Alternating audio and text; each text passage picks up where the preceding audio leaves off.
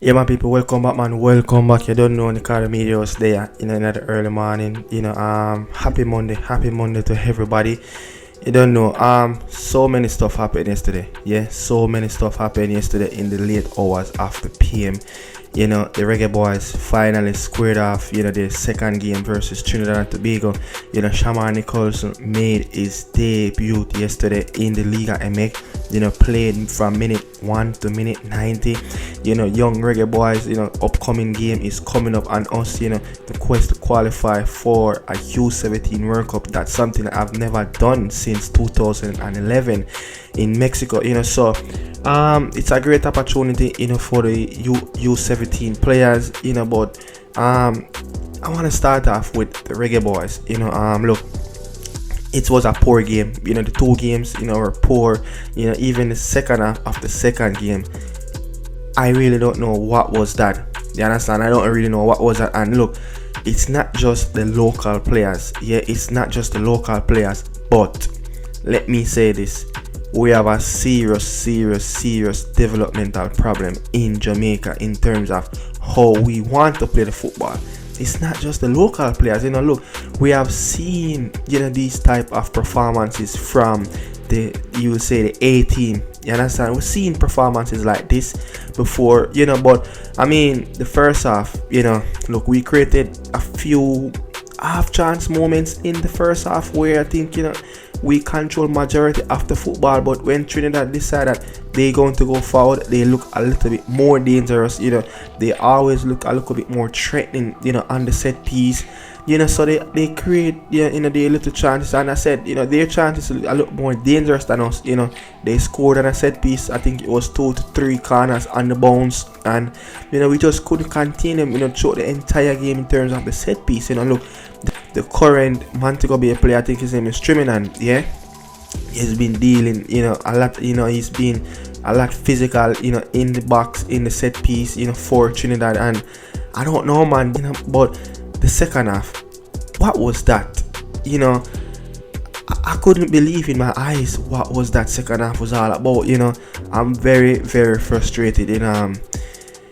I'm gutted. I don't know what to say. I was expecting a lot more better from the local players, especially when you want to be in around the A team, as they say, quote unquote A team, when the overseas players really come in for competitive games.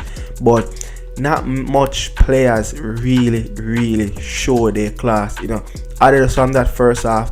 In that game, in the second game, Christopher Ainsworth probably was one of the highlight of the first half. He's probably the one that played the best on the pitch, in yesterday game.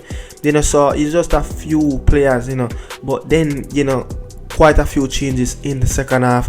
And, they tried to bring a little bit of energy. They tried to, up the tempo, but it just didn't work. They just didn't get off in the game. Demara Phillips came on, and he did what Demara Phillips has to do, like just he did in the first game. And I was wondering why this player didn't really start the game, see what you're going to get from a Demara Phillips at the start of the game. Maybe he could up the tempo a little bit. Tyreek Maggie came on, nothing much. His cross was the one that really created the airborne header for the defender to kick the ball in his net, and we got back level on the score sheet deep in the second half of the game. And Shanil Thomas in the first half, he just didn't do not much as a number 9. You understand? But when you look at the overall game, the ball didn't progress really well. The tempo was slow, the midfield was slow. It's type of a square passes from the midfield, not much quick forward passes into the attacking players. We didn't really get our creative minds players a lot on the football where they can actually do something. Nikolai Fuller came on. I don't know, man. I don't know. This game, it's so bad. It was just so bad. But don't really get on the local players. We've seen performances like this before with the you know, with the A team. You know, we've seen performances like this before, you know. So it's a Jamaica problem. It is a Jamaica problem, and we have a really coaching issue in this national team, you know, and it's something that we need to fix. You know, we need to fix, guys. If you look at it, I couldn't even tell you how, you know, Steve McCarron want these sets of players to play. Yeah, I didn't see any blueprint. I didn't see nothing. You know, everything was just so slow. You know, yes, they tried to play from the back to the midfield, you know, to the forward line. Everything was so slow, but that's why I don't see any little pattern. I don't see players running to channels. I don't see players trying to, you know, the third man running after football. You know, look, that is another thing. When the players didn't pass the ball, everything was just so stagnant. Everybody, you know, nobody's moving. You know, I'm just wondering if this is fitness issue. You know, you have to constantly have to be moving around the pitch.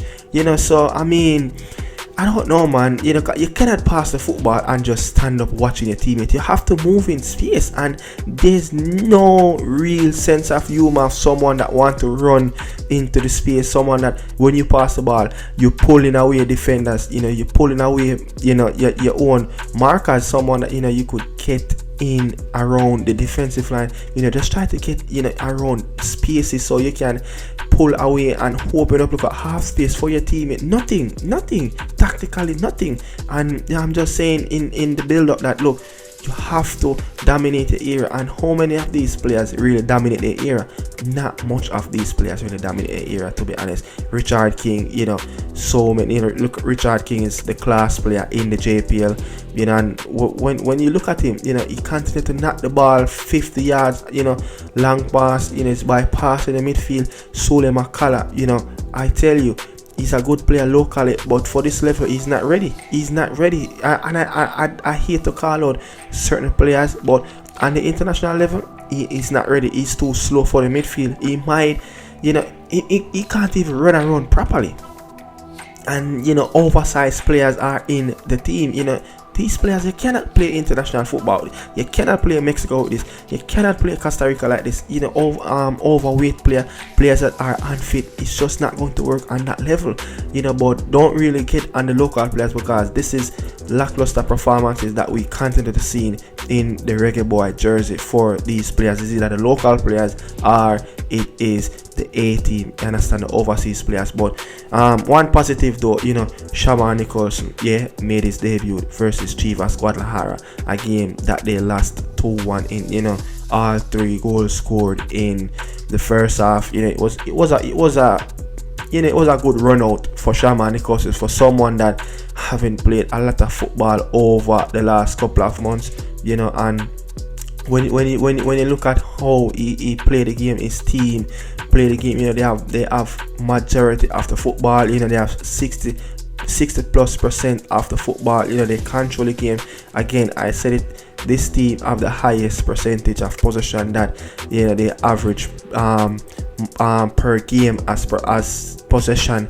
You know, so they're going to control the football. But, you know, Shamar Nicholson not much in the game yet, didn't really get a lot of sniff in around the box. You know, a couple times they got to play him through the you know, through pass, they decide not to and kick the ball. But I mean, good run out for him. Good to see that, you know, he's getting back out there. He's getting 90 minutes, and, you know, and look at it, it seems like the coach trusts him a lot. You know, they put him right in the mix, and he played 90 minutes. You understand? I was expecting him to come on probably the last 30-20 minutes of the game, you know, just to get accustomed to the Liga MX. But I mean, he showed his class, he showed his physicality, you know. But I would love him to get a little bit more opportunity create for him, and just to see what he will do and see if he could put the ball in the back of the net. But that's all, man. You know, I'm upset. I'm kind of upset, you know, in terms of the whole issue of this Reggae Boy team. You know,